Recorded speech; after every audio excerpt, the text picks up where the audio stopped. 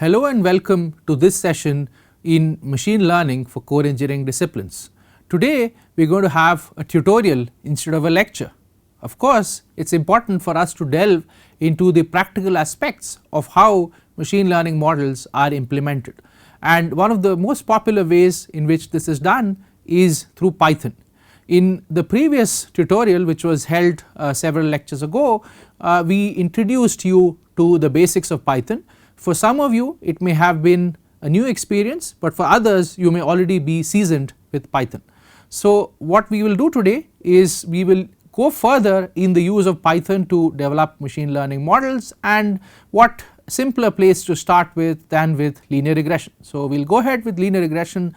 Of course we will bring in the subtleties of hyperparameter tuning, especially for models like lasso and ridge regression.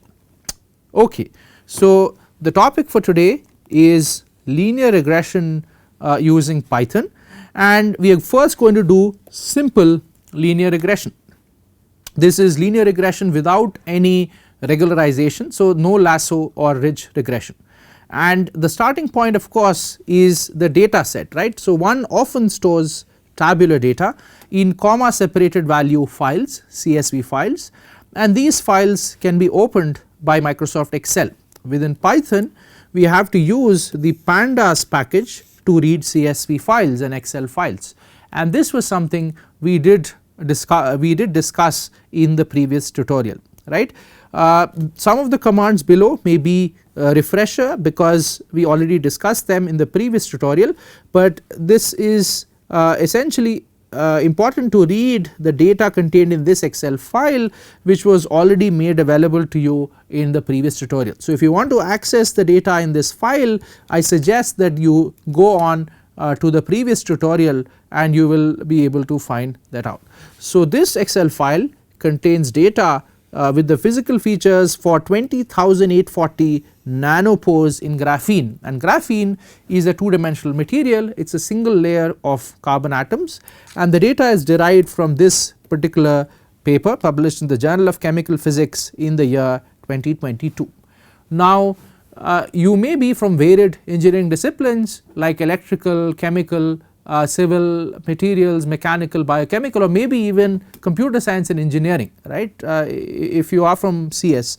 So there can be various sorts of data sets you are interested in, and therefore I encourage you to work with any data set of your choice. It need not be the data that we are going to work with, right. So with that having been said, we will again use the Jupyter notebook for running the commands. We discussed that the Jupyter notebook is an interactive development environment IDE for Python, and it is very useful to employ it, right.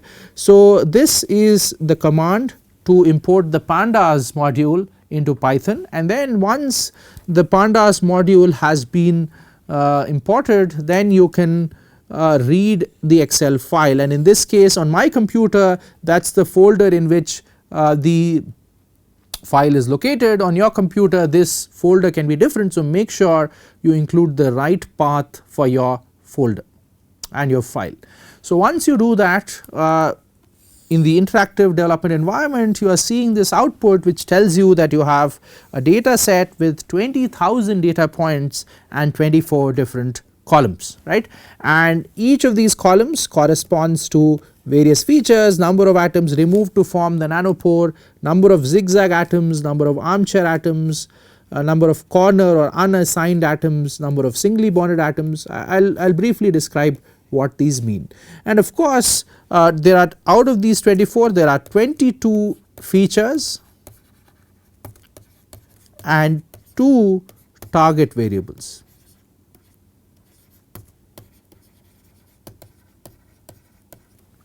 Okay. So the data in this Excel file can be stored in a data structure, right, by reading it like this. In the previous statement we simply wrote it, right, pd.read Excel. Here we are assigning it to this particular variable, that is a data structure, and once you do that you can see that the type of the data is Pandas core frame dot data frame, and with the shape attribute you can find out how many rows, that is the number of data points, and how many columns, that is the number of variables, right, features plus the target variables. So like I said, there are 22 features and 2 target variables. One useful tip for you is note that pressing tab after writing the name of a variable or package shows a list of commands that can be executed for that particular variable or package. I hope that as I am going through this tutorial you are opening Jupyter notebook on your computer and trying these out. There is no replacement for actually carrying out this on your own on your computer. Okay. So like I said, there are 24 columns here and 20,840 data points, and the first 22 columns contain the features of Graphene Nano pores. The last 2 columns contain 2 target variables, the formation time of a pore and the probability of formation of a pore. So in total there are 2 target variables and 22 features. Some of these features I have depicted pictorially in this figure below, right. So of the 22 features, 8 have been depicted, right, with the help of one of the nanopores formed by removing 12 atoms, right. So n equals 12, this is in fact one of the features.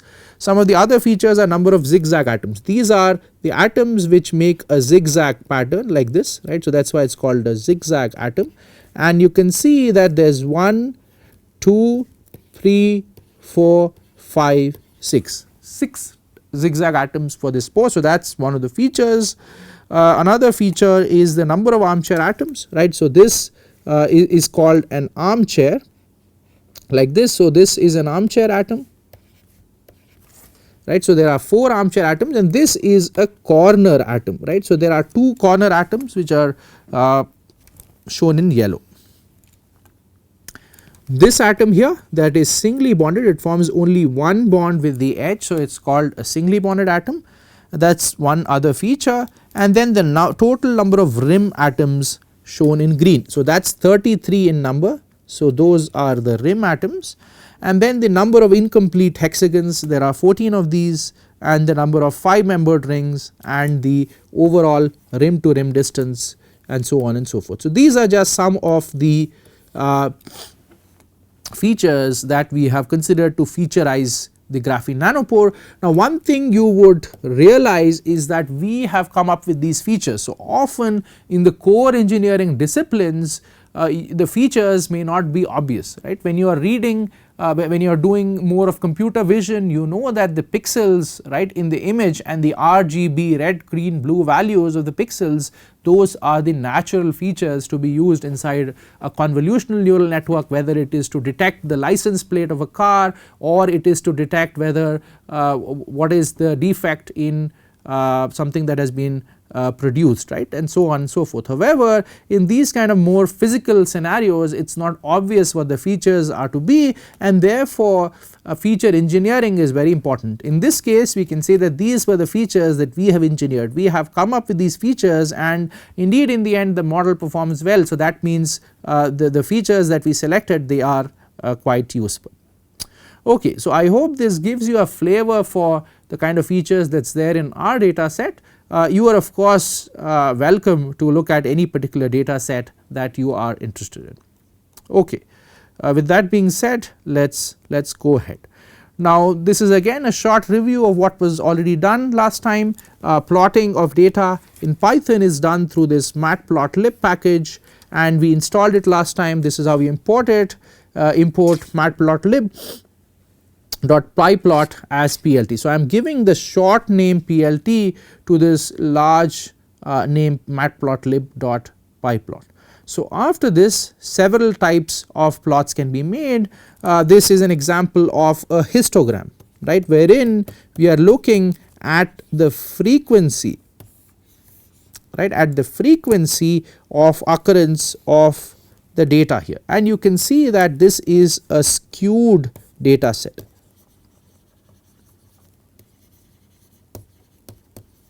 it is not certainly a normal distribution wherein there is equal data points to the left and to the right of the mean. Here if you found the mean, there would be more points on one side than on the other side. So there is a tail here, right, there is a tail here that has to be considered. So if you remember, in one of the previous classes we discussed about the Tweedy loss function, which is useful in sort of a skewed data set, and in fact if you opened this paper in the Journal of Chemical Physics, the final production model that has been deployed here for in this paper is actually employing the Tweedy loss function. So the loss function that we discussed, Tweedy loss, it's actually useful in this particular research project, right. So we actually used the Tweedy loss function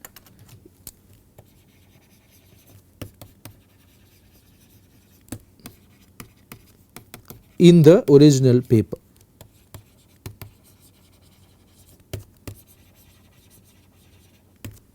Okay.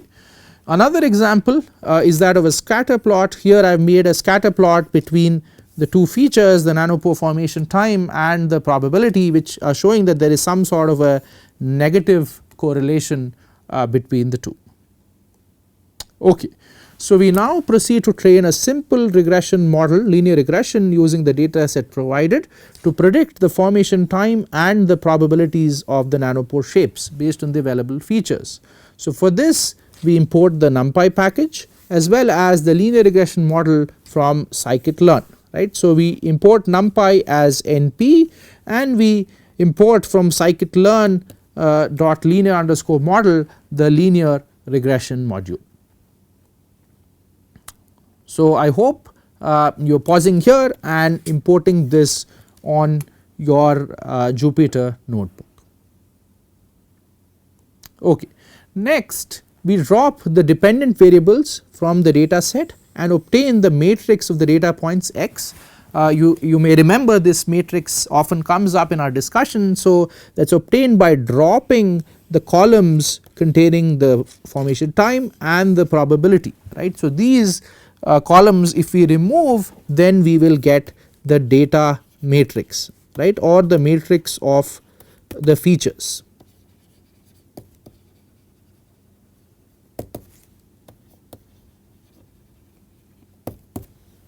Okay. We also obtain the vectors of the two target variables using the following command. So y1 is data time and y2 is data probability. So note that we can put the name of the column in single quotes and you can access that particular column. Subsequently a simple linear regression model can be trained for the formation time and its R squared value can be checked. So this is the name we have given to the model variable is linear regression dot fit x comma y1 and then reg1 dot score, this is the R squared. It is also possible to obtain the coefficients and the intercept for the linear regression model. So these are the coefficients, right. So there are 22 features, so as many coefficients there exist, and this is the intercept of the model. So all these things can be printed for you to see, right, which coefficients or weights are higher and which of them are lower. Alright. So now based on your knowledge of Python and what was taught in class, I would like you to write your own code to predict the confidence intervals for the coefficients in the linear regression model. And you can use this scipy.special.studentst inverse transform function, because that is what you had to do. You had to find the t value corresponding to a particular percentage, right, of the CDF, and this inverse transform will be useful, right. So I hope by now you are confident enough to use Python to write simple codes like this. In fact, you could even write a code for gradient descent. It is actually very simple, and you will learn a lot if you did that. We can also determine other performance metrics for the model, such as the mean absolute error and the root mean squared error, as follows, right. So first you have to take the data and then you have to predict, right, what the predictions are, and then from scikit-learn metrics you can import these loss functions. So here I have used mean absolute error, and with this being the actual data, so that is the true data,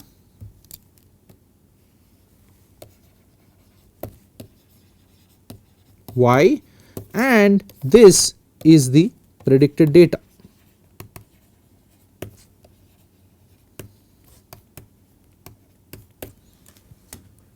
Okay.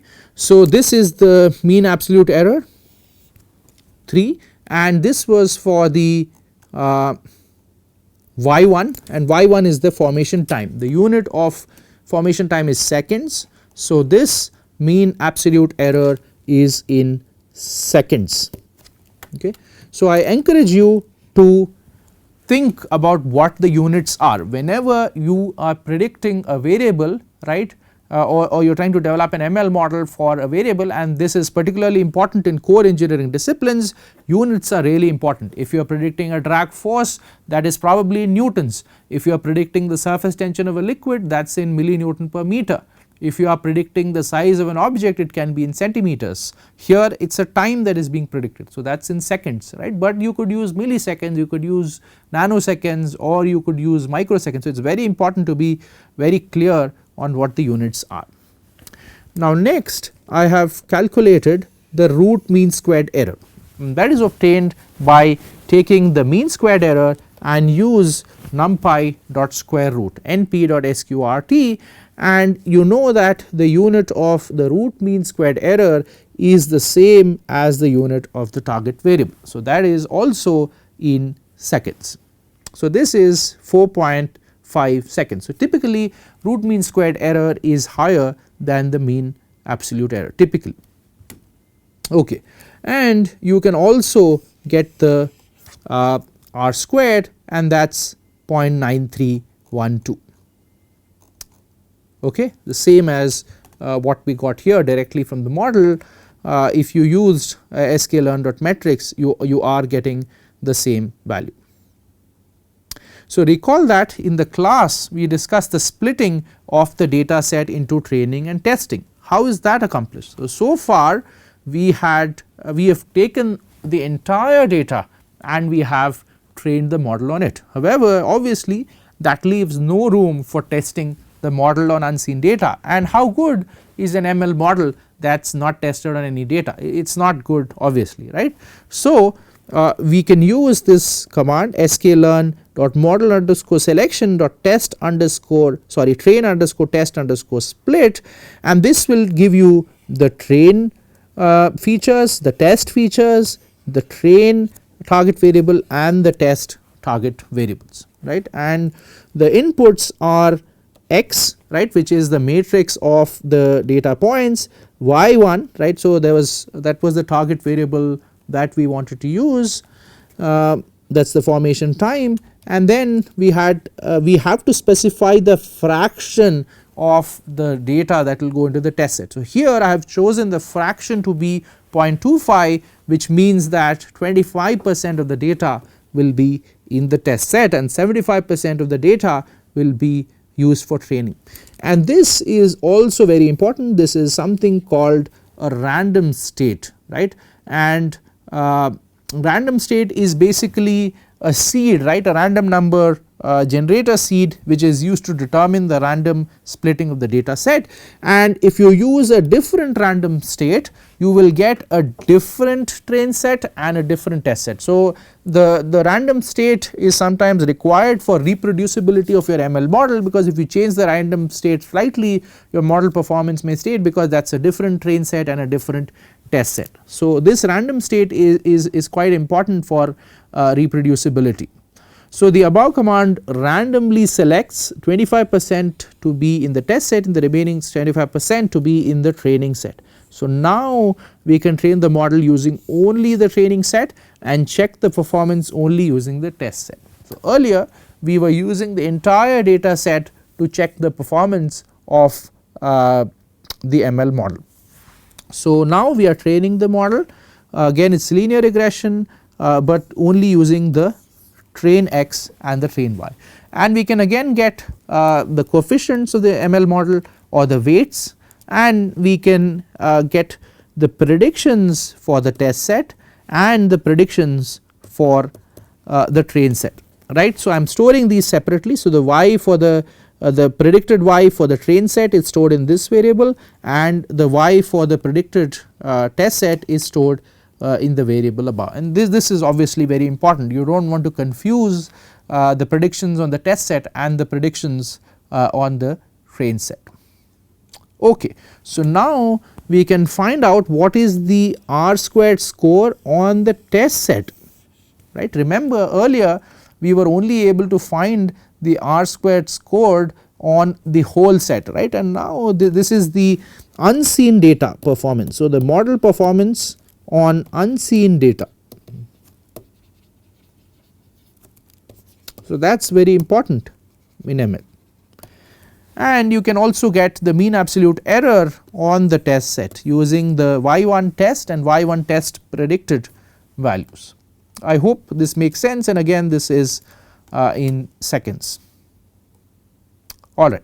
So now you may wonder, the R square metric on the test set is 0.93. However, if you open the original paper, the R squared value for a complex 2-stage model is 0.95. So in that paper we had a 2-stage model in which first we classified the data, right, whether it belonged to a low data regime or a high data regime. So this part of the data we called a low data regime, there was a cutoff which we set off, right, and then this part of the data, that is the high data regime, right, and we said that in the high data regime we will use a more complex model which was essentially a decision tree with light GBM, light gradient boosting machine, and in the low data regime we used a simpler model. So it was a 2-stage model. So first you had to classify and only then you applied the model in the appropriate region. So the question is, we already with linear regression have 0.93, the complex 2-stage model is only getting you up to 95. So is it really worth it? So why did the authors of that paper, which includes me, choose a more complex model when a linear regression model is providing an acceptable R square metric? So let us check the parity plot for the train and test data. I already told you that R square is somewhat of a subjective metric, right. It may look good, but you certainly have to see the parity plot to make sure that the R square is not high just because you have so many data points. So let us check the parity plot for the training and the test data. So what I am doing here is I am importing matplotlib because that is what we will use to plot the data, and I am making scatter plots which you are already familiar with now. On the first plot is a scatter plot of y1 train, right, on the x axis. So the true data of the training set on the training set target variable on the x axis, and the true value of the training set on the predicted value of the target variable in the train set on the y axis. This will be in blue color, and I am using a transparency value of 0.5 because I want both the train and the test values to be visible. And then what I am doing here is I am plotting the test parity plot with green color, again with a transparency alpha value of 0.5. The x label of course is the true formation time, y label is predicted formation time. So these commands are used to specify the titles of the x and the y axes, and then I am also showing this y equal to x line. So to get the y equals x line, I do a linearly spaced 100 points between 90 and 230, that is the limits of the data, and then I am plotting y equal to x here, right, parity x parity y. So that will give the y equal to x curve here.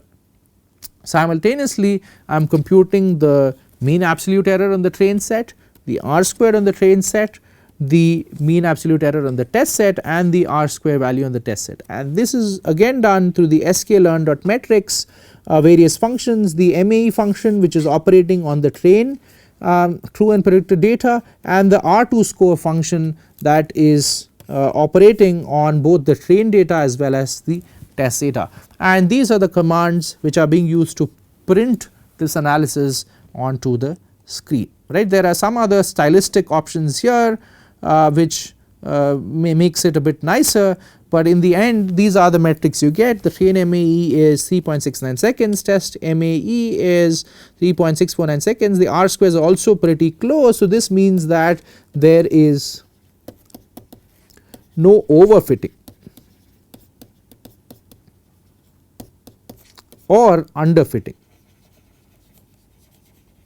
because the MAE and the R squared is quite comparable for the train and the test sets, right. So remember that there is underfitting if your train R square is low, right, and there is overfitting if the train is high but the test is still low.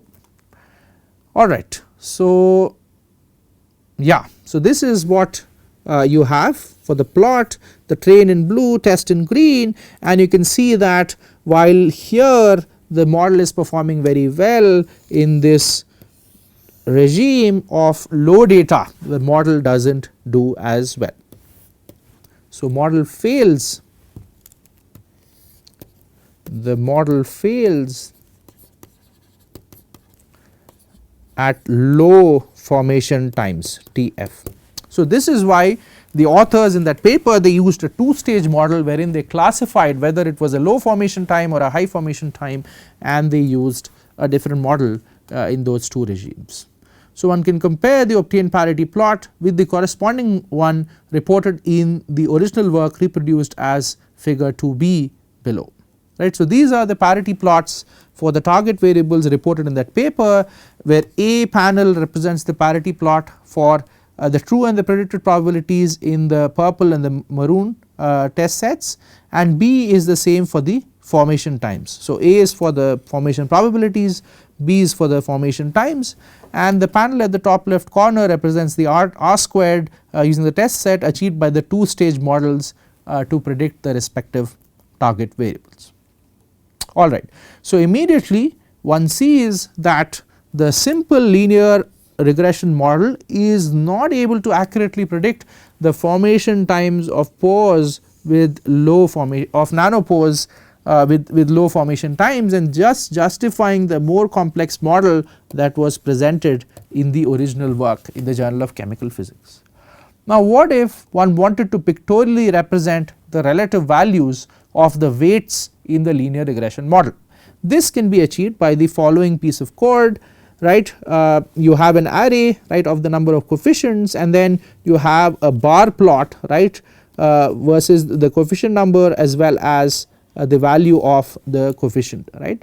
So I call the x axis the feature weight and the y axis the feature name, and the title of the plot of course is linear regression coefficient. So some of the coefficients are negative, meaning that if those coefficients are high then your prediction is lower, and there are some which have a high factor. So that means if they are positive then the value of the target variable increases. So linear regression gives a lot of physical insight, right. Clearly you can see which variables will increase the which features will increase the target variable and which features will decrease the target variables.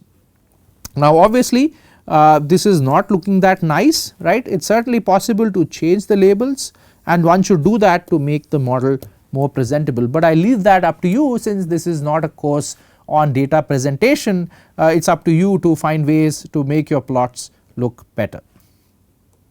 Alright, so now can you train a simple linear regression model for the prediction of nanopore probabilities?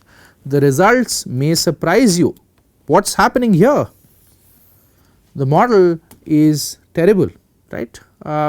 Is not working, right. The train MAE, test MAE, train R square, test R square, none of it is working. So this is a serious problem. So obviously linear regression does not always work. So that is why we need more complex models, and we are learning such complex models in this course, and they will be useful in various core engineering disciplines from which we have students from in this course. So what I will do is I will stop this tutorial here. right. We do have a lot more material coming up, right. There is ridge regression, there is lasso, there is hyperparameter tuning, right, and it will take a lot more time to go over the details of how those are done. So I hope you learned something new in today's tutorial. I showed you how to develop a simple linear regression model based on the data set we had introduced in the previous tutorial, and we also looked at computing the mean squared error, mean absolute error. We looked at plotting the parity plots for both the test and the train sets. We looked at splitting of data into train and test data, and a lot many more things. In the next class we will take up this same tutorial, the ridge regression, and we will go further to learn about hyperparameter tuning. Thank you for joining today, and I look forward to seeing you next time.